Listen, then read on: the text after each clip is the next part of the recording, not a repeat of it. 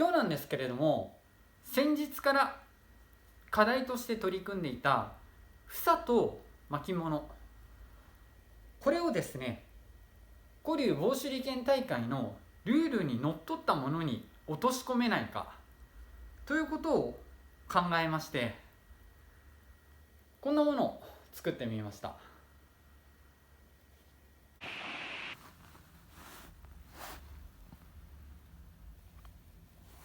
まず最初に古流棒手裏剣大会の大会ルール、手裏剣の規定について簡単にご説明させていただきます。長さ、全長が25センチ以内、そして太さ、これがですね1センチ以内と定められています。そして切っ先が6センチ以内、こういった規定があります。つまり極端に大型なもの、それからナイフ状のものなどは参加ができません。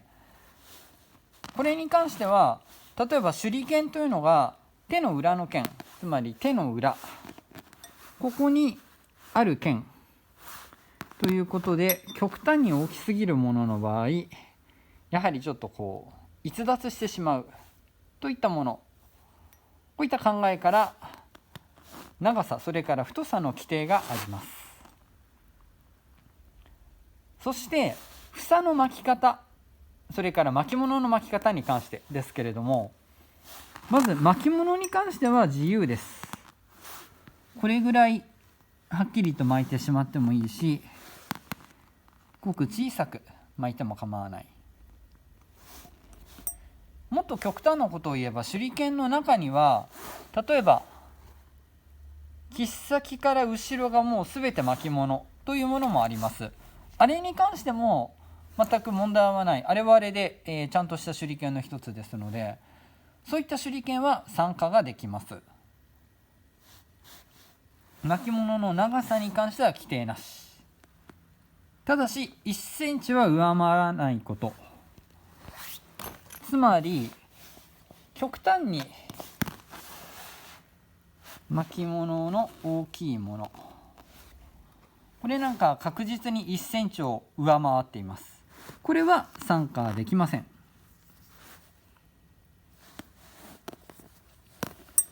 これが例えば1センチ以内のものであれば参加かと、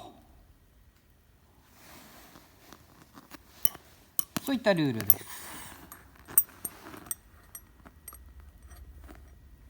それに対して房の場合なんですけれども、長さが4センチ以内と定められています。つまり前回私が作ったようなこのような5センチを超えるような房、これも最初もっと長かったわけですけれども、こういったものは参加不可ということになります。房の長さは4センチ以内、これがルールです。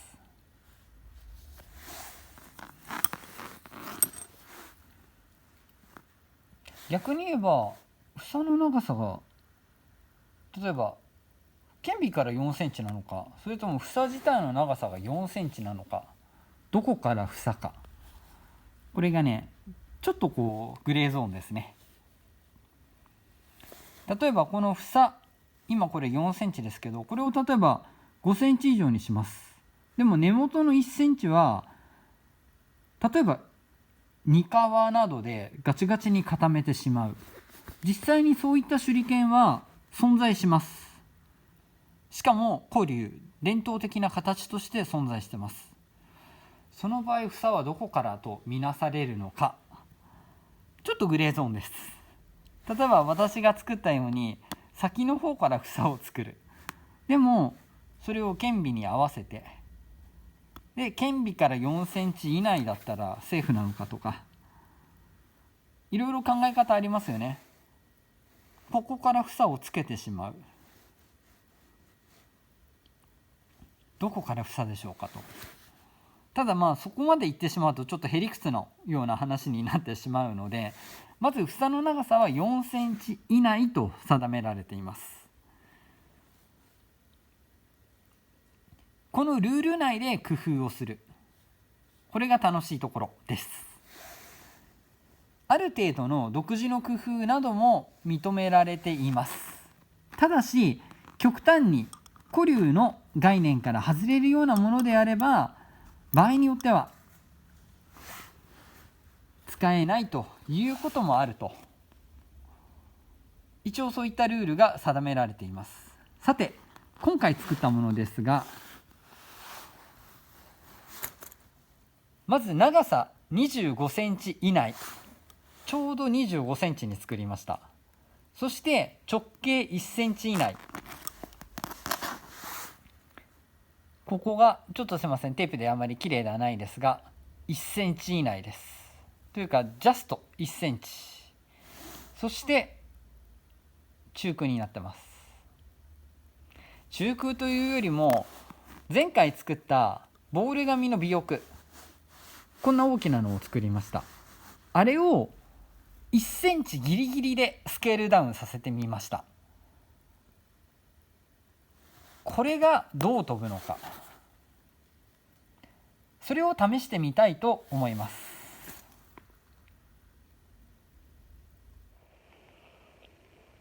こちらの手裏剣ちょっと試してみようと思います。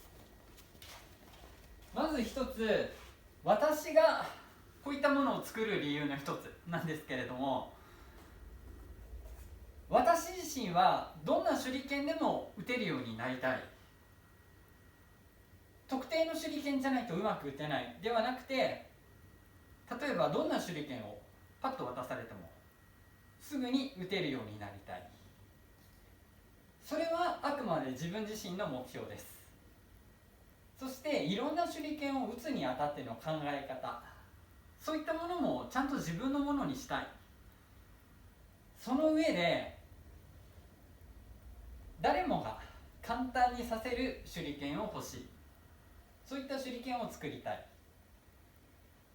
そんな手裏剣があれば、例えば手裏剣を始めたばっかりの方が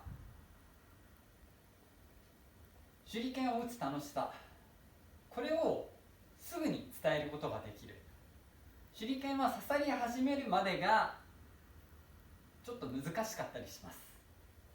それをなるべく早く刺さる楽しさを味わってほしい。そのために簡単に打てて簡単に刺さる、そういったものも欲しいなと思っています。ルールギリギリで作ったこの手裏剣ですが、正直言います、多分うまくいかないと思う。ちょっと試してみようと思います。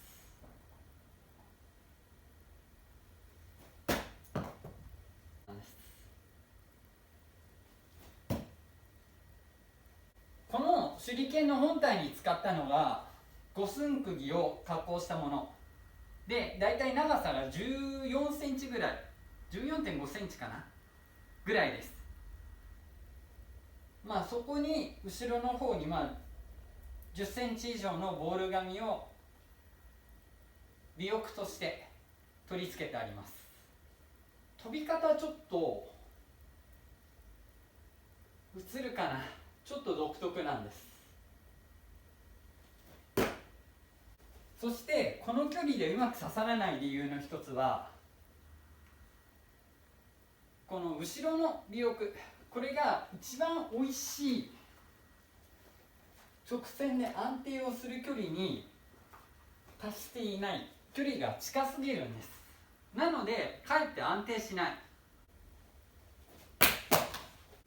前が極端に重くて後ろが飛び方見えるでしょうか。ちょっと後ほど別角度で撮ります。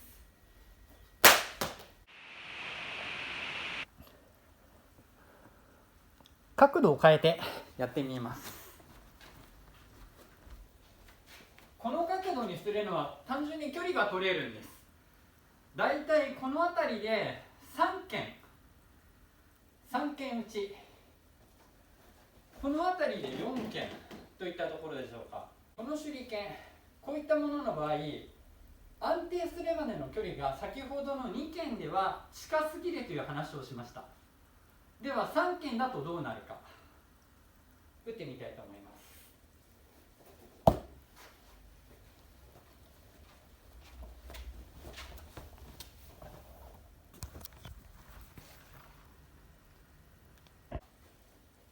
もう一度3件から打ちます。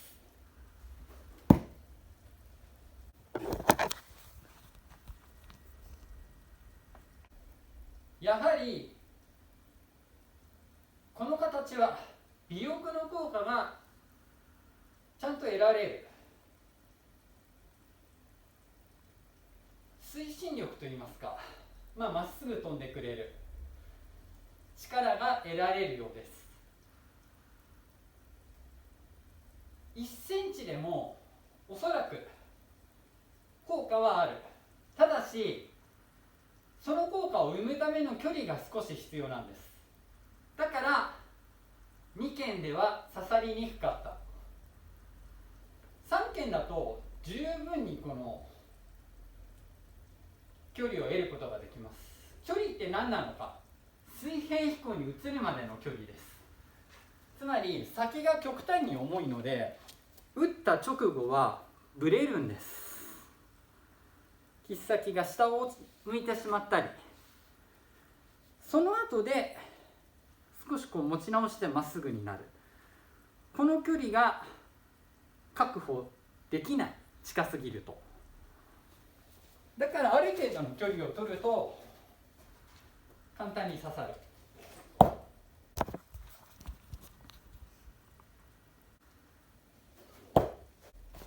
試しに普通の直打砲のように持ってみます。